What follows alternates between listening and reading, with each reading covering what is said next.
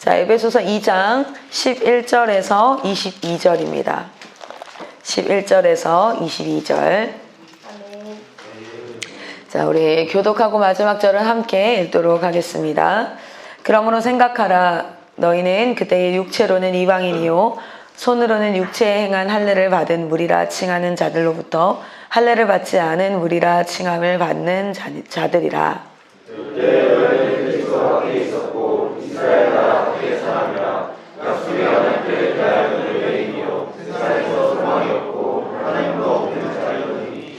이제는 전에 멀리 있던 너희가 그리스도 예수 안에서 그리스도의 피로 가까워졌느니라. 그는 그의 왕복이시노라. 둘로 하나를 만드사 모세에게 맡기고 조상의 아름다움을 자기 입으로 하시고 법조문으로 된 계명의 율법을 폐하셨으니 이는 이 둘로 자기 안에서 한 세 사람을 지어 화평하게 하시고 십자가로 이 둘을 한 몸으로 하시니라. 원수의 것을 십자가로 소멸하시고 또 오셔서 먼 데 있는 너희에게 평안을 전하시고 가까운 데 있는 자들에게 평안을 전하셨으니 이는 그로 말미암아 우리들이 하나님 안에서 어떻게 대하여 하시노라. 그러므로 이제부터 너희는 외인도 아니요 나그네도 아니요 오직 성도들과 동일한 시민이요 하나님의 권속이라. 너희는 서로들과 선지자들의 더위에 세우심을 입는 자라. 그리스도 예수께서 신이 모퉁이 돌이 되셨느니라. 그 안에서 건물마다 서로 연결하여 주 안에서 성전이 되어가고 너희도 성령 안에서 하나님이 거하실 처소가 되기 위하여 그리스도 예수 안에서 함께 지어서 가느니라. 아멘. 아멘. 네, 아멘. 할렐루야. 오늘도 말씀으로 시작하게 하신 하나님을 찬양합니다. 오늘 에베소서 말씀을 통해서 또 하나님께서 우리에게 계속해서 당신이 누구인지를 알게 하실 줄 믿습니다. 우리 지금 에베소서 계속 보고 있는데 에베소서는 1장은 하나님께서 삼위일체 하나님께서 우리에게서 행하신 일이 무엇인가를 명확하게 하는 복음의 이야기, 그리고 그 복음을 아는 2장에는 그리스도인은 누구인가, 우리의 정체성은 누구인가 라는 것이에요. 사실은 그리스도인, 그러니까 사람, 인간에 대해서 우리 조직신학에서는 세 가지로 얘기하고 있어요. 인간은 처음에는 창조되어진 인간, 창조되어진 사람은 창조되었고, 두 번째는 뭐냐면 죄에 빠진 인간, 그리고 세 번째는 구원받은 인간. 우리가 교회론, 기독론, 그리고 여러 가지 조직신안의 신론 이렇게 보면은 그 안에 인간론에 보면 인간은 세 가지의 스텝이라고 하면 좀 그렇지만 인간에 대해서 세 가지로 이야기를 하고 있어요. 첫 번째는 하나님께서 창조하신 인간. 두 번째는 죄에 빠진 인간. 잠시만요. 눈썹이 들어간 거. 아프다요. 자, 창조되어진 인간, 죄에 빠진 인간, 그리고 구원받은 인간. 이렇게 해서 사람은 세 가지 종류라고 해도 좀 그러네요. 어쨌든 이 세 가지의 모습을 나타내고 있습니다. 여러분은 하나님 앞에 구원받은 자인 줄 믿습니다. 네. 자, 그런데 우리 하나님은 지금껏 어떻게 일해 오셨냐면 그냥 상황마다 말씀하신 게 아니었어. 어떤 상황이 일어나요. 어떤 상황이 일어나고 그 상황 가운데 하나님께서 말씀하시는 게 아니라 하나님은 미리 말씀하세요. 그리고 그 말씀을 가진 자들은 상황을 분별할 수 있고 그 상황 가운데 하나님의 일하심과 하나님의 역사하심을 경험할 수 있고, 그래서 하나님이 누구인지를 더 깊이 알아가는 그런 프로세스로 하나님께서 일해 오셨어요. 할렐루야. 네. 자, 그 중에 한 가지가 무엇이냐면 오늘 조금 알아봐야 될 단어가 하나는 할례라는 단어입니다. 할례라는 단어. 여러분, 할례라는 단어를 많이 들어보셨을 거예요. 근데 사실 할례라는 단어는 창세기 17장에서부터 시작된다라고 보시면 돼요. 우리 창세기 17장 한번 가보겠습니다. 창세기 17장.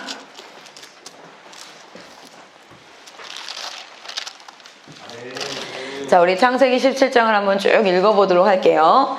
창세기 17장을 보도록 하겠습니다.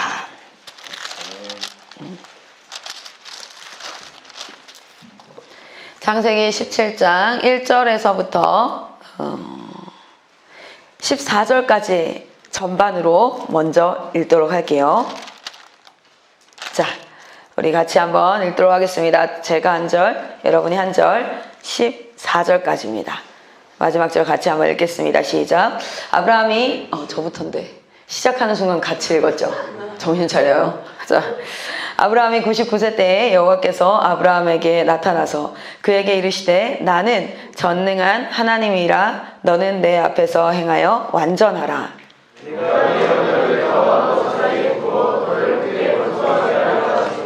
아브라함이 엎드렸더니 하나님이 또 그에게 말씀하여 이르시되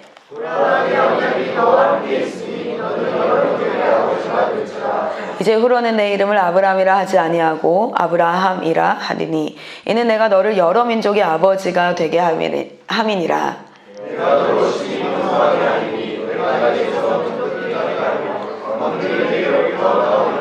내가 내 언약을 나와 너 및 내 대대 후손 사이에 세워서 영원한 언약을 삼고 너와 내 후손의 하나님이 되리라.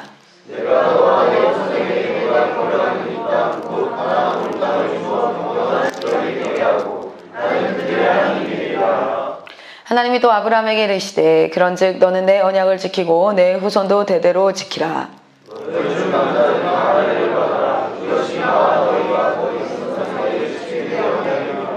너희는 포피를 베어라. 이것이 나와 너희 사이의 언약의 표징이니라.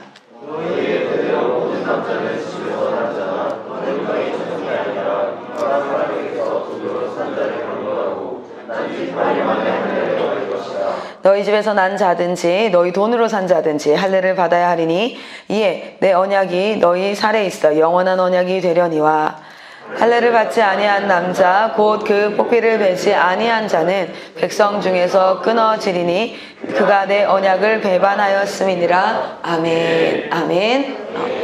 여러분, 하나님께서 이 땅을 창조하셨습니다. 아멘. 그런데 창조받은 인간이 아담과 하와에게 하나님께서 어떤 법을 주시지요? 선악을 알게 하는 나무의 열매는 먹지 말아라. 할렐루야. 자, 그런데 만약에 여러분 그들이 쫓겨났어요. 사실은 선악과를 먹고 나서 쫓겨났어요. 쫓겨나서 4장 1절에 가인과 아벨이 태어나요. 그러니까 가인과 아벨은 선악과가 있는 곳에서 태어났어요? 없는 곳에서 태어났어요? 없는 곳에서 태어났어요. 근데 만약에 그들이 죄를 짓지 않고 선악을 알게 하는 나무의 열매를 먹지 않았어. 그러면 아담과 하와의 자녀인 가인과 아벨은 어디서 태어났을까요? 선악과가 있는 곳에서 태어났을 거예요. 자, 그래서 만약에 가인과 아벨이 선악을 알게 하는 나무 열매, 그것이 있는 곳에서 태어났어. 그러면은 아담과 하와는 선악과 하나님과 맺은 언약, 하나님이 먹지 말라 했던 그 명령을 자녀에게 가르쳤을까 안 가르쳤을까? 가르쳤겠죠. 그쵸? 선악과는 먹으면 안 돼라고 가르쳤겠어요. 그쵸? 그러면은 자녀들은 뭐라고 했을까요? 그거 왜 먹으면 안 돼요? 라는 것을 질문했을 거예요. 그리고 그것을 가르쳐야만 했을 거예요. 여러분 잘 보십시오. 그들은 가인과 아벨은 선악과가 없는 곳에서 태어나게 되었어요. 그러니까 선악과에 대해서 없는 곳에 태어났어. 그런데 그들은 또 다른 걸 가르치게 됐어요. 어떤 걸 가르치게 됐을까요? 원래 우리가 살던 곳이 이곳이 아니야. 그럼 물었겠죠. 왜 우린 여기 살아요? 그리고 봐요. 만약에 가인과 아벨이 태어나서 살아가는데 에덴 동산에서 살던 때와 너무 다르다고요. 이 땅은 동물들의 위협이 있고 물과 불의 위협이 있고 가시형건키가 나고 이래. 그러면 사람은 자연스럽게 어떤 얘기가 나오는지 알아요? 여러분, 사람은 자연스럽게 비교라는 걸 하게 되어져요. 우리도 당장 삼천리에 살다가 우리 구미에 살던 친구들이 삼천리에 살면 구미랑 삼천리가 비교되어져요. 그 말은 아주 자연스럽게 나올 수밖에 없어요. 그러면 그 자녀들은 알아차릴 거예요. 어떤 존재를? 에덴이라는 곳이 있었다는 존재를 알아차릴 거야. 그리고 나서 왜 우리는 이곳에 살게 되었는지를 물을 수밖에 없어요. 그럼 그것에 대해서 의미를 설명할 수밖에 없어요. 그리고 우리는 그 에덴 땅으로 다시 돌아갈 수 있어. 유일한 방법이 있어. 그게 뭔지 알아? 여자의 후손이 태어날 거야. 여자의 후손이 사단의 머리를 밟고 그리고 나서 우리는 어떻게 될 거예요? 그 여자의 후손으로 말미암아 다시 에덴으로 돌아갈 수 있는 방법이 있어. 라는 것이 어디까지 이어져 왔냐면 이스라엘 백성들에게 계속해서 이어져서 그 말씀이 이어져 내려오고 있기 때문에 이스라엘 백성들은, 여자들은 아직도 무엇을 꿈꿉니까? 내가 메시아의 어머니가 될 것에 대해서 꿈꿉니다. 여러분, 우리는 그게 너무 생소하고 어색하지만 그들에게는 굉장히 자연스러운 일이에요. 자, 그 중에 하나님께서 아브라함을 선택하세요. 이 창조되어진 땅이 죄로 말미암아 철저하게 타락했고, 하나님은 이들을 다시금 에덴 동산으로 돌아오게 하는 구원 프로젝트를 시작하세요. 거기에 제일 먼저 무엇을 하십니까? 아브라함을 선택하는 것으로부터 시작되었습니다. 아브라함을 선택하시고 12장에 창세기 12장에 아브라함을 선택하시고 그를 인도하세요. 쭉 인도하시고 아브라함의 자녀인 이삭의 자녀인 누구죠? 야곱의 자녀인 요셉, 이렇게 이스라엘 민족들을 쭉 이루어서 그 민족 가운데 뭐가 오게 하려고 아브라함에게 12장 1절에서부터 3절까지 약속했던 복의 근원 대신 예수 그리스도가 오게 하시려고. 할렐루야. 자, 그런데 하나님께서 아브라함에게 약속하세요. 계속해서 하나님께서 약속하세요. 그리고 그 약속의 표징으로 오늘 한번 말씀 볼게요. 여기 말씀에 보면 11절에 보면 너희는 포피를 베어라 이렇게 얘기해요. 너희는 포피를 베어라. 이것이 나와 너희 사이에 무엇이다? 언약의 표징이다 라는 얘기예요. 이 언약의 내용은 대체 무엇일까? 오늘 한번 살펴볼 거예요. 언약의 내용은 무엇입니까? 1절에서부터 한번 가봅시다. 언약의 내용. 아브라함이 99세 때에 이 언약을 다시 한번 하나님께서 말씀하세요. 첫 번째는 언약의 약속. 첫 번째는 무엇을 얘기하냐면 약속을 먼저 얘기하기 전에 하나님이 누구인가에 대해서 나는 전능한 하나님이야. 이 약속을 너에게 하는 내가 누구냐면 전능한 하나님이야. 여러 가지 모양의 하나님이 있어요. 그런데 하나님께서 굳이 전능한 하나님, 그것은 무엇을 의미합니까? 내가 이 약속을 지킬 수 있는 하나님이야. 할렐루야. 네. 여러분, 여기서부터 시작할 거예요. 여기서부터. 우리 사역자분들도 그렇고 우리 학생들도 그렇고 제가 분명히 얘기했어요. 그냥 분위기 만드는 사역 하지 않을 거예요.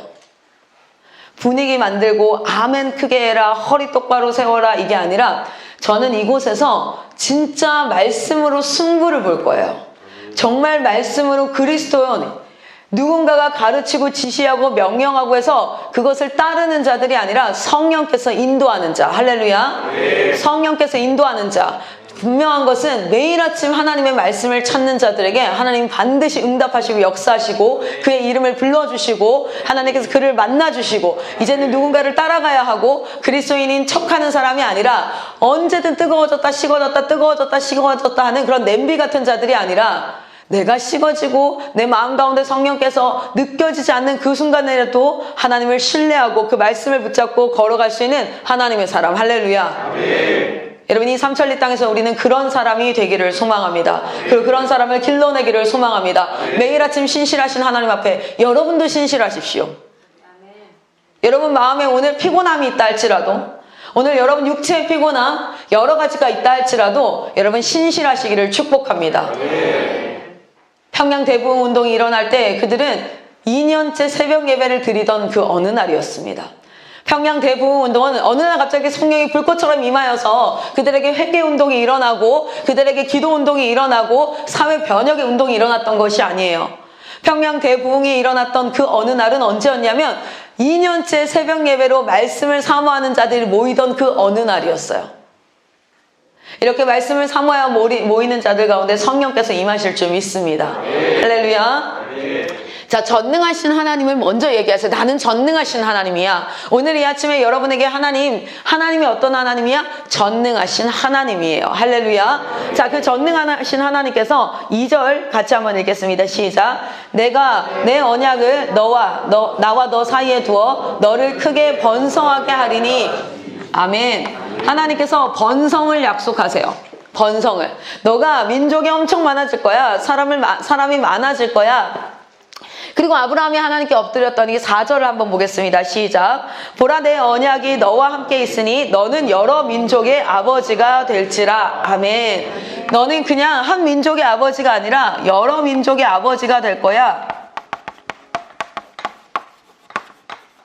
아브라함에게 이것을 약속하세요. 자, 그 다음 봅니다. 5절 다시 한번 읽겠습니다. 5절 시작. 이제 후로는 내 이름을 아브라함이라 하지 아니하고 이는 내가 너를 여러 민족의 아버지가 되게 함이니라. 아멘. 그것의 증거로 이름까지 바꿉니다. 이름을 바꾸어서 부르도록 얘기하고 있어요. 그래서 너에게 어떤 일이 일어날 거냐면 6절 읽습니다. 시작. 내가 너로 심히 번성하게 하리니 내가 내게서 민족들이 나게 하며 왕들이 내게로부터 나오리라. 아멘. 민족들의 아버지가 되고 거기로부터 왕이 나게 할 것이다 라고 하나님께서 말씀하세요. 자, 그리고 8절 한번 읽겠습니다. 8절 시작. 죄송해요. 7절 읽겠습니다. 시작. 내가 내 언약을 나와 너 및 내 대대 후손 사이에 세워서 영원한 언약을 삼고 너와 내 후손이 하나님이 되리니. 아멘. 내가 너의 하나님이 될 것이야. 너의 후손의 하나님, 너의 하나님. 난 너희의 주인이 될 거야. 자, 그리고 나서 8절 읽겠습니다. 시작. 내가 너와 내 후손에게 내가 거류하는 이 땅, 곧 가나안 온 땅을 주어 영원한 기업이 되게 하고 나는 그들의 하나님이 되리라. 아멘. 하나님께서 그들에게 땅을 주실 것을 약속하세요. 아브라함에게 땅을 주실 것을 약속합니다. 자, 여러분 보십시오. 아브라함에게 하나님이 약속하세요. 자, 계속해서 하나님이 약속을 주셨어요. 약속을 주시고 나서 그 언약의 표징이에요. 그런데 잘 보세요. 이게 한순간에 일어날 일이에요? 아니면 아브라함을 통해서 아브라함은 그 민족을 대표해서 그 민족에게 일어날 일이에요. 이것은 아브라함 개인에게 일어날 일이 아니라 아브라함으로부터 시작해서 그 민족에게 계속해서 일어날 일이에요. 할렐루야. 자, 그러면 그 민족을 대표해서 한 사람이 약속을 받았어요. 그리고 아브라함은 어떻게 해요? 죽어요. 그렇기 때문에 하나님께서는 언약의 표징을 주십니다. 그 언약의 표징이 뭐였냐면 바로 할례를 받으라는 거예요. 너희 백성들 가운데 남자들은 그 성기 끝에 표피를 잘라내라는 거예요. 여러 가지 할례 의미가 있지만 오늘은 이 처음 시작부터 이 표징을 너희에게 가지라고 얘기해요. 그럼 잘 생각해봐요. 진짜 실제로 어떻게 얘기합니까? 12절 같이 읽어볼게요. 시작.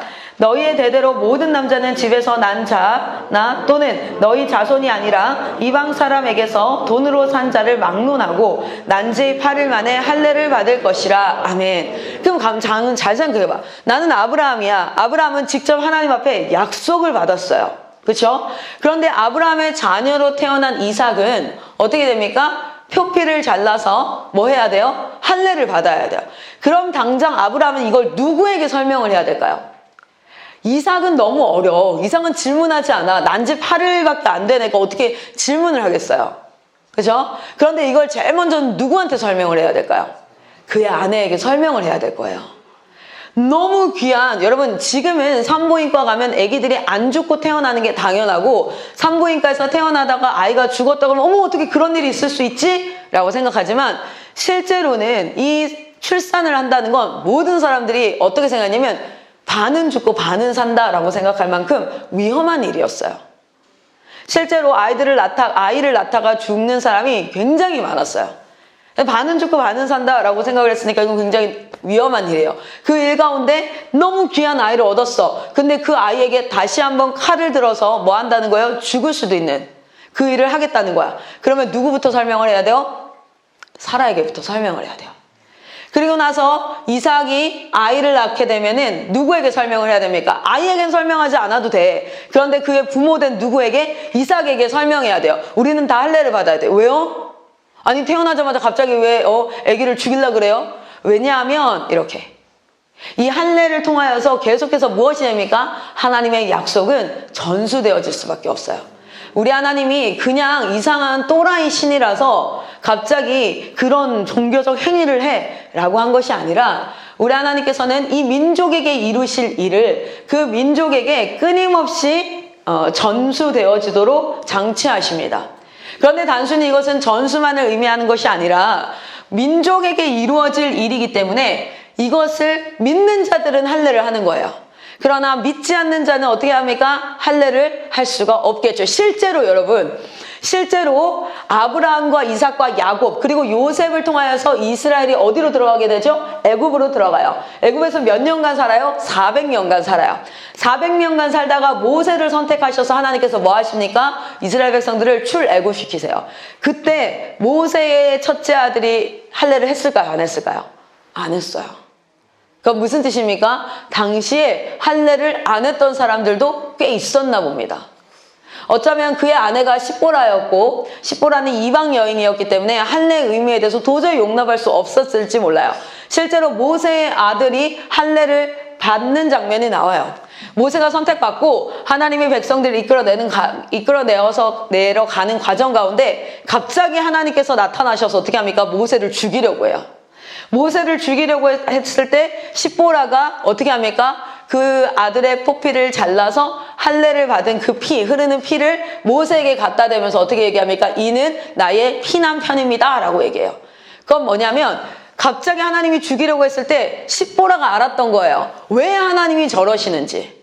왜냐면 하나님은 하나님을 믿는 하나님의 백성들의 아버지 되셔요. 그리고 그 약속을 성취하기 위해서 모세를 보내셨어요. 그런데 정작 모세가 뭐 하지 않은 거예요? 할례를 모세 자신은 받았는지 몰라요. 그렇죠? 받았어요. 근데 그 모세가 받은 할례는 누구의 믿음입니까? 부모의 믿음이에요. 난지 8일 만에 어떻게 자기가 스스로 자신의 믿음으로 할례를 받을 수 있겠어요? 그것은 부모의 믿음이에요. 그러면 모세의 자녀가 할례 받지 않으면 무엇입니까? 모세든 모세의 아내든 둘 중에 하나가 반대했기 때문에 결국에는 할례를 받지 못했는데 하나님이 저를 죽이려고 하자 십보라가 원래 그 말씀을 쭉 읽다 보면요 되게 생뚱맞아요. 갑자기 십보라가 아들을 할례를 하고 그 피를 가지고 와서 피난편이에요 이렇게 당신의 피난편이라고 이렇게 딱 얘기를 해요. 그러니까 그 죽이려던 하나님의 천사들이 떠나갑니다. 되게 생뚱맞은 장인데 잘 생각해보면 그들은 하나님의 약속을 믿는 표징을 행하지 않았던 자들이었던 거야. 그래서 하나님께서 이 일을 하시는 게 읽는 사람은 생뚱맞은데 십보라에게는 하나도 생뚱맞지 않고 내심 해야 되는데 라고 생각하고 있었기 때문에 즉각 그렇게 했었던 거겠죠.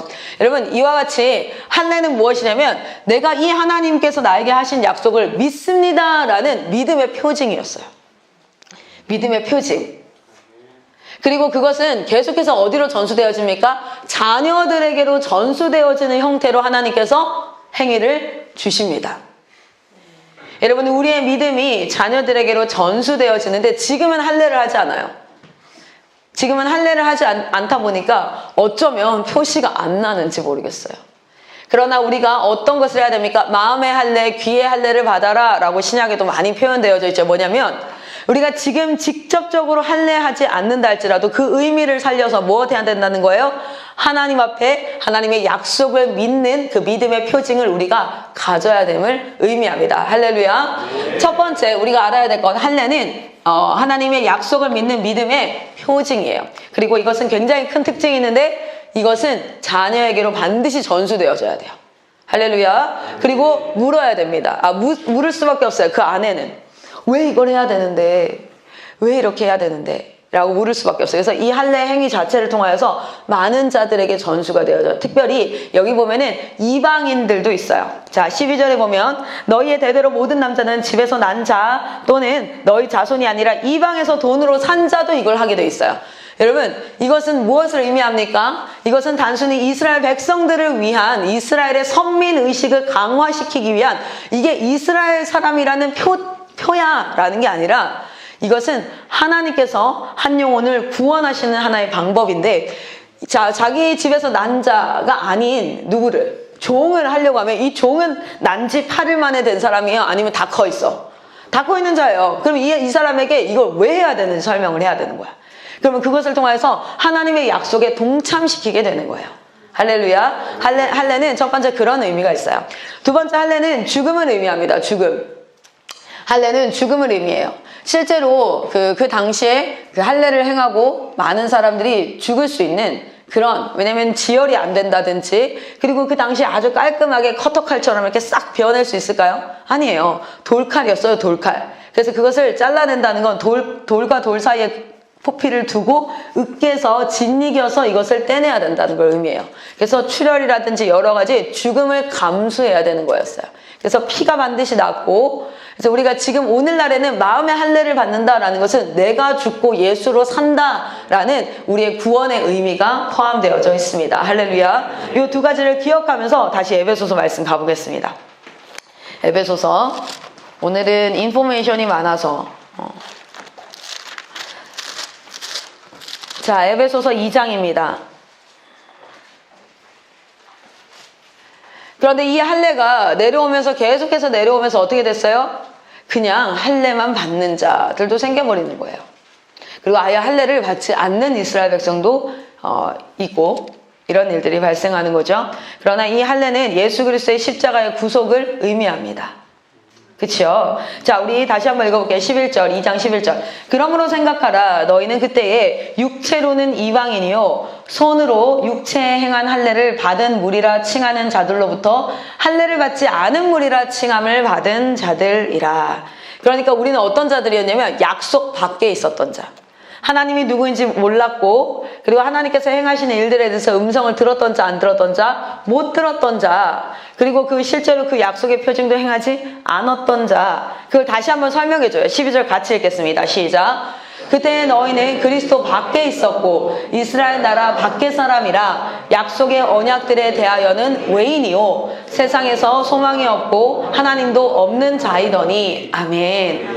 여러분, 여기 있는 모든 사람들, 우리가 다 이방인입니다. 우리는 하나님 밖에 있던 자였고 약속 밖에 있었던 자였고 구원의 방주 밖에 있었던 자들이에요. 그런데 예수 그리스도로 말미암아 그 소식을 전해 듣죠.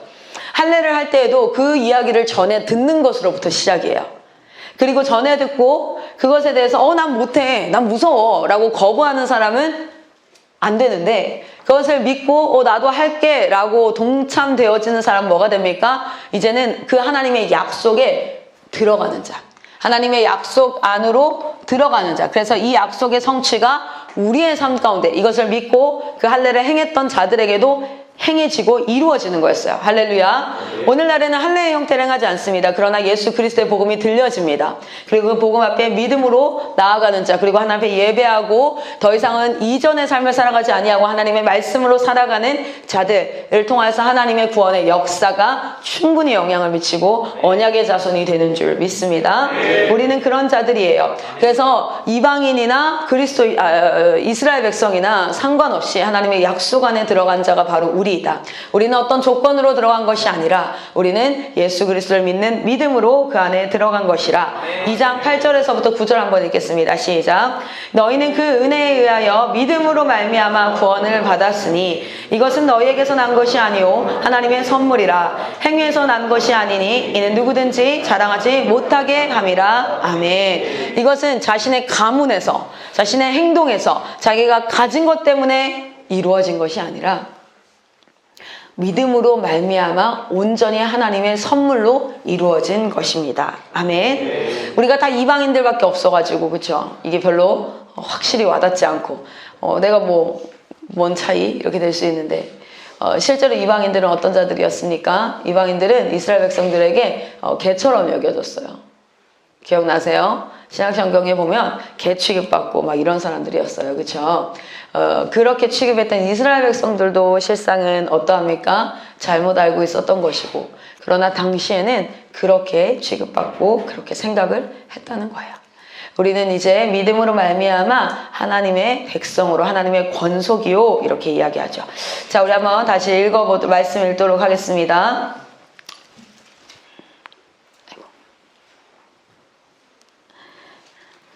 자, 19절 한번 읽어볼까요? 19절 시작. 그러므로 이제부터 너희는 외인도 아니요 나그네도 아니요 오직 성도들과 동일한 시민이요 하나님의 권속이라. 아멘. 이건 무엇이냐면 이제 하나님 리그 안에 들어와 있는 사람이고 우리 하나님 패밀리 안에 들어와 있는 사람이야 라는 거예요.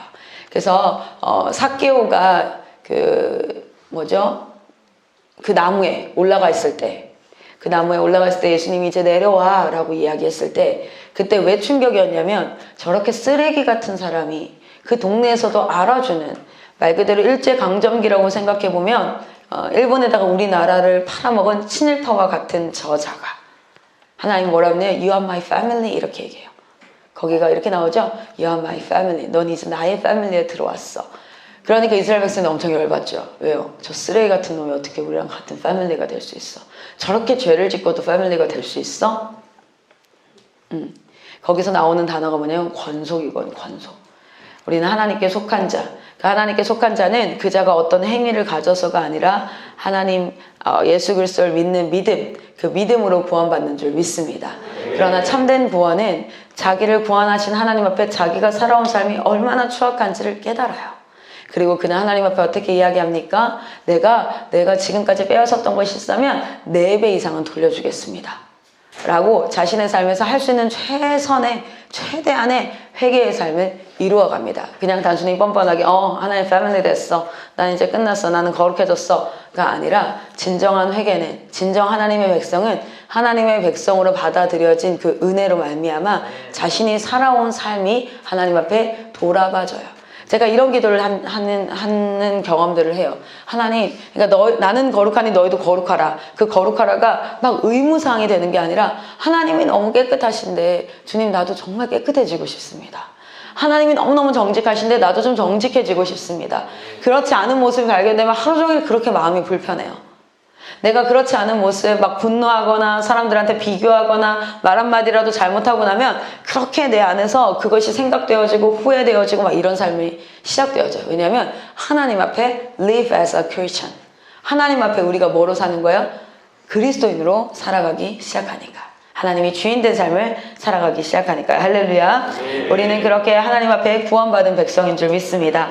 오늘 이 말씀 가운데 할례의 말씀을 보았고, 그리고 우리가 이제는 더 이상 이방인이 아니요 하나님을 믿는 믿음으로 말미암아 백성이 되었다는 것을 보았어요.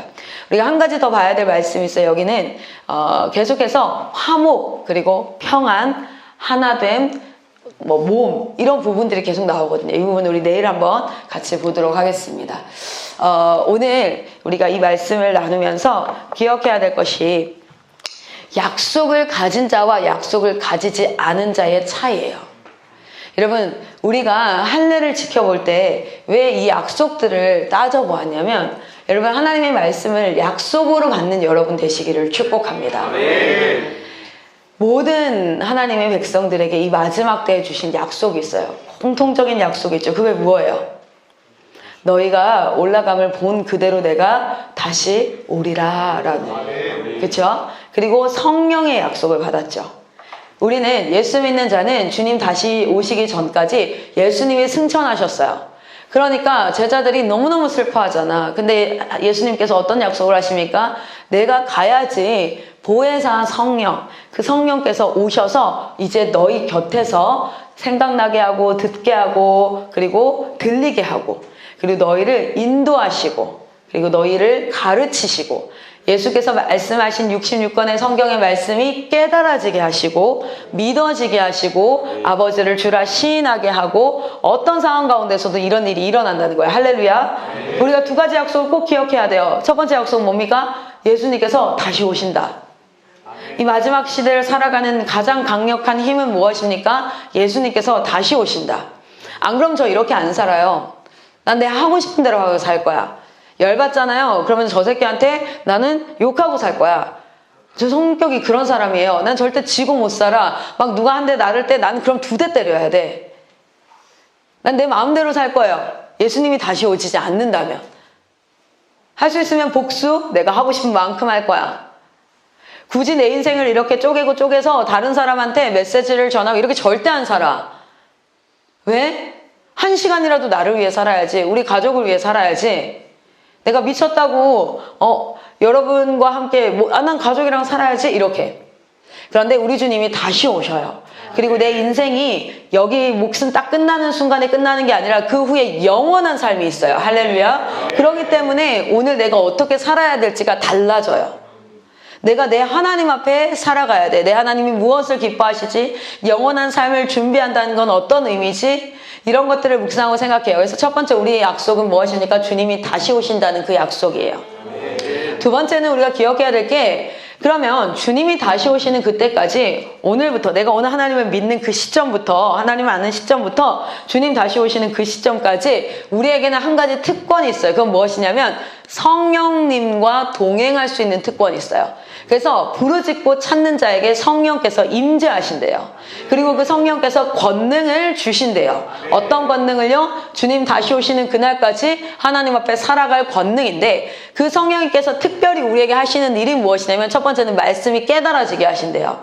그리고 두 번째는 그 말씀이 믿어지게 하신대요. 그리고 세 번째는 그 말씀 가운데 우리가 듣지 못했던 것들을 듣고 보지 못했던 것을 보고 생각지도 못했던 것들을 생각할 수 있도록 하시는 분이 바로 성령님이세요. 그 성령님이 우리를 직접 가르치신대. 우리에겐 더 이상 선생이 필요 없대요. 할렐루야. 아멘. 마지막 때에 하나님의 약속을 받은 자는 그것을 당연히 구할 수 있어요.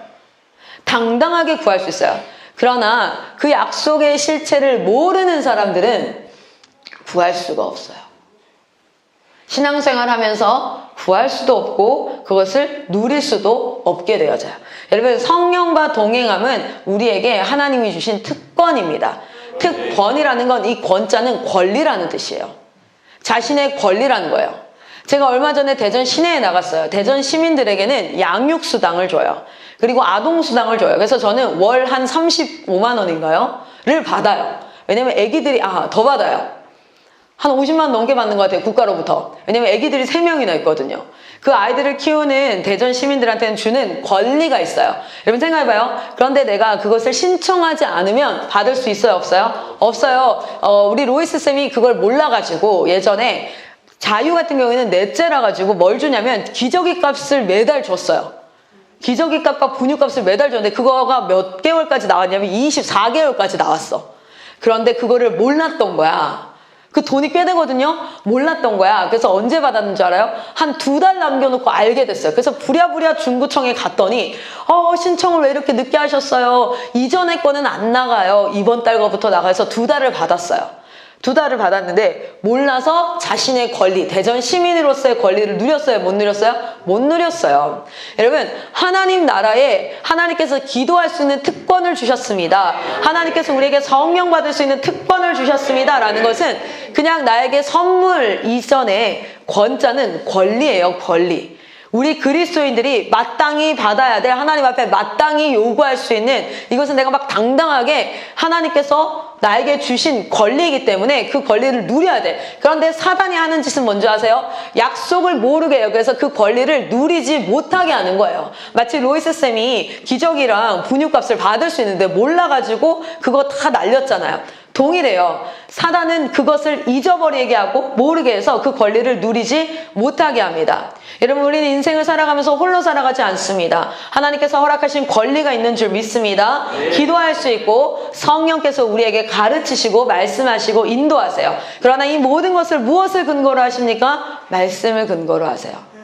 할렐루야. 여러분, 우리 오늘 기억해야 되는 그 부분이 바로 이 부분이었습니다. 여러분, 우리는 할례 받은 자들이에요. 할례 받은 자. 그런데 그 할례 받았다는 것이 오늘날에는 징표로 나타나지가 않아요. 오늘날에는 징표로 나타나지가 않아요. 그런데 징표로 나타나는 그곳이 어디입니까? 징표로 나타나는 삶의 현장이 있어요. 그것이 어디일까요? 이것만 이야기하고 마칠게요. 아니, 차라리 할례를 받았으면 좋겠어. 그런데 목숨을 담보로 해야 돼, 이건. 약속을 믿는 믿음은 목숨을 담보로 해야 돼. 그래야지 진짜인지 아닌지를 알아요. 쉬우면 누구나 다 하겠죠. 그런데 우리가 마음의 할례를 받았다, 우리는 할례를 받은 자다라는 징표는 언제 나타나냐면, 나의 생각과 어쨌든 이거를 좀 한마디로 탁 표현하기는 너무 어려운데 이 내 삶 가운데 어떤 문제가 발생했을 때요. 내 삶 가운데 문제가 발생했을 때. 자, 내 삶 가운데 문제가 발생했을 때에 할례를 받았다는 것은 어떤 것이냐면 나는 죽었습니다 라는 뜻이에요. 나는 죽었고 이 약속을 근거로 나는 이제 살아갑니다. 나는 약속을 믿습니다 라는 거예요. 그건 다른 게 아니라 우리 그리스도인은 이 문제가 발생했을 때 나는 이렇게 들어가면 아직 내가 살아있는 거야. 할례 받지 않은 거지. 나는 원래 그래, 나는 이렇게 생각해가 아니라 예수라면,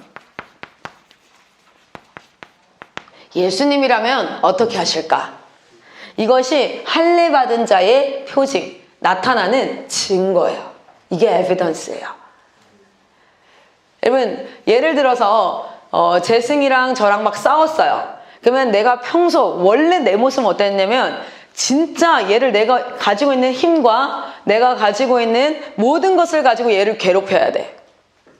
여러분, 사람은 때로는 열받으면 그렇게 하잖아요. 자기가 가진 힘을 가지고 이 사람을 짓눌러 버리고 싶잖아. 그래서 그게 안 됐을 때 엄청 열받잖아요. 자, 그런데 싸웠는데 예수님이라면 어떻게 했을까? 가 나의 삶 가운데 행동의 결정이 되어질 때 그때가 바로 무엇입니까? 할례 받는 자리입니다. 그 자리가 내가 죽는 자리예요. 그 자리가 내가 죽고 예수가 사는 자리예요. 할렐루야. 우리는 귀에도 할례를 받고 마음에도 할례를 받고 입에도 할례를 받기 원합니다. 나의 것이 떨어져 나가고 예수로 살아나기를 소망합니다. 오늘날 우리의 할례의 자리는 언제냐면 어떤 문제가 발생했을 때, 근데 이제 무조건 문제가 발생했을 때보다는 뭐냐면 내 생각의 판단이 탁 나와야 될 때가 있어요. 근데 그때에 예수라면 어떻게 하셨을까? 이것이 바로 할례 받은 자의 모습이에요. 약속을 가지고 우리는 이것을 판단합니다. 하나님의 말씀을 가지고 생각합니다. 판단합니다. 나의 감정을 우선시하지 않고 상황과 환경을 우선시하지 않습니다. 오늘 그러한 그리스도인으로 하루하루 조금씩 자라나기를 소망합니다. 여러분, 이 공동체가 강력한 힘을 가지는 것, 그리고 CPR 센터로서의 힘을 가지는 것은 단순히 그냥 아멘을 크게 하는 뜨거운 예배가 아니에요. 저는 아멘을 엄청 크게 합니다. 저는 아멘 엄청 크게 하고요. 엄청 뜨겁게 예배드리고 누가 보나 안 보나 엄청 열심히 뛰면서 찬양해요. 그러나 그 겉모양이 이 공동체가 강력해지는 게 아니에요. 그 겉모양이 그리스도인이 강력해지는 것이 아니라 무엇입니까? 제일 처음은 사랑이에요. 사랑. 우리 지금까지 말씀 나눴던 것. 서로를 뜨겁게 섬기고 사랑하는 것. 분열하거나 또는 비아냥거리거나 주변의 사람들을 나보다 낮게 여기거나 비교하거나 이렇게 하는 것은 공동체를 깨고 그 안에 하나님의 역사심을 볼 수가 없는데, 사랑하는 것. 여러분, 두 번째는 무엇인지 아십니까? 두 번째는 하나님의 말씀을 근거로 내 삶을 살아가는 생활 속에, 삶 속에 할례 받는 자가 되는 것. 예수님이라면 어떻게 하실까? 그렇게 점차 조금씩 여러분 성장해가는 여러분 되시기를 소망합니다. 그런데 그 성장은 강력한 힘을 가져요. 갑작스럽게 하나님을 한번 만났던 그런 하나의 충격과도 같은 사건이 아니라 단단하게 세워진 삶의 연결고리가 될 것이고, 그 연결고리는 여러분의 삶 가운데 강력한 능력을 발휘하게 될 줄 믿습니다. 우리 이 시간 기도하고 마치도록 하겠습니다. 한다살이 시작됩니다. 한다살은 2박 3일간 한다살을 하는 이유가 뭐냐면 우리의 삶을 2박 3일간 예수에 대한 이야기로만 채워보자예요. 한다살은 다른 목표가 있지 않아요. 한다살은 첫 번째, 2박 3일간 예수에 대한 말로만, 우리의 모든 대화의 토픽이 예수 그리스도가 되게 해보자. 할렐루야. 여러분, 그래서 한다살은 일반 연휴 수련회와 일정이 똑같아요. 오면 아이스브레이크하고 저녁에 예배드리고 오전에 선택특강하고 오후에 프로그램 활동 액티비티하고 저녁에 말씀 집회, 그리고 그 다음날 파송 다 똑같아. 그런데 한다살이 다른 건 멘토, 또래 멘토들이 뭐 하는 거예요? 식사 시간에, 씻는 시간에, 이동하는 시간에, 프로그램과 프로그램 사이에 무엇을 얘기하는 거예요? 예수에 대한 이야기를 하는 거예요. 이야기의 모든 토픽이 뭐가 되는 거예요? 예수로 가득 차는. 하나님께서 이 땅을 보실 때 각 사람의 인생이 여러 가지 세상 이야기로 막 구석구석 찌들어 있는데, 그 2박 3일은 순전히 오직 예수님 이야기만 하는 청소년들을 하늘에서 하나님께서 발견하시는 그날이 되기를 소망합니다. 한달살이 시작되어져요. 그래서 여러분, 2박 3일간 총 90명의 사람들이 옵니다. PCR 검사를 통해서 지금 299명을 한국 다음 세대 살리기 운동본부 캠프라는 운동본부라는 그런 법인 내에서 학생들, 학교 밖 아이들을 모아서 우리가 뭐 하냐면 캠프를 하는 거예요. 그 캠프 가운데 지금 여러분, 우리 인원이 뭐 110명 정도, 그리고 그쪽에서 90명 정도의 사람들이 와요. 그래서 약 한 200명 조금 못 되는 사람이 2박 3일간 하루 왼종일 모든 대화의 토픽을 예수 그리스도, 예수님을 만난 사건, 예수님은 누구인지 뭐 이런 부분들을 계속해서 나누는 2박 3일이 이루어질 겁니다. 그리고 나서 두 번째 한달살 캠프는 그 이후에 캠프가 뜨거운 캠프가 아니라 캠프 이후가 뜨거워지는 캠프. 할렐루야. 근데 정말 우리가 그들에게 선물할 수 있는 것은 다른 게 아니라 캠프 끝나고 아침마다 말씀으로 하루를 시작하고 싶다는 갈망을 던져주고 그것이 그들을 살릴 수 있어요. 그렇기 때문에 우리가 그런 부분들을 두고 같이 기도하고 나아갔으면 좋겠습니다. 자, 오늘 제가 기도하고 마칠 텐데요. 우리 아침에 와서 기도하는 그 자리가 조금 더 뜨거워지길 바라요. 여러분, 이 자리는 가만히 앉아서 좌우로 고개를 흔들흔들하는 묵상의 시간이 아닙니다. 제가 봤을 때 사랑쌤, 아침에 애들이 7시 반이 아니라 6시 반이나 7시에 사전 기상을 해서 돌고 와야 될 것 같아요. 안 그러니까 이게 몸이 안 깨어져 있는 상태잖아요. 그래서 눈만 깼다가 여기 앉아 있으니까 계속 졸리게 될 수밖에 없는 환경 가운데 너는 곧 졸지 마 이러면 너무 피곤하잖아요. 그렇다고 내가 앞에서 아침부터 쇼맨십을 할 수는 없잖아요. 아침 대바람부터 여러분 웃기고 뭐하고 난 그렇게 절대 못해요. 아침에 할 수 있는 사람 해봐요. 그러면은 안 된다고. 그래서 제가 봤을 때는 그거 좀 바꿔야 될 것 같아요. 네네. 자, 우리 제가 기도하고 마치도록 하겠습니다. 사랑하는 하나님 감사합니다. 오늘 이 아침도 예배로 시작합니다. 하나님 우리에게 은혜를 내려 주시옵소서. 마음과 정성을 다해 하나님을 찬양합니다. 찬미합니다. 그리고 하나님의 은혜가 부어질 때에 우리의 삶 가운데 하나님의 역사가 일어나는 줄 믿습니다.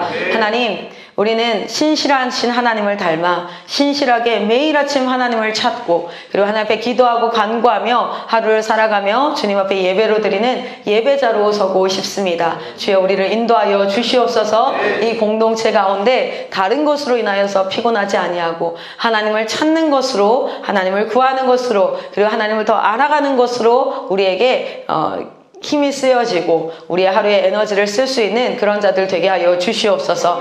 하나님 이곳 가운데 그렇게 하나님 앞에 예배로 온전히 나아가고 그리고 이 예배가 이제는 삶으로 지식의 영역으로 학습의 영역으로 번져갈 때 이들은 대한민국 전 세계가 감당치 못할 하나님의 믿음의 세대가 될 줄 믿습니다. 하나님 역사하여 주시옵소서. 감사하며 거룩하신 예수 그리스도의 이름으로 기도드렸습니다. 아멘.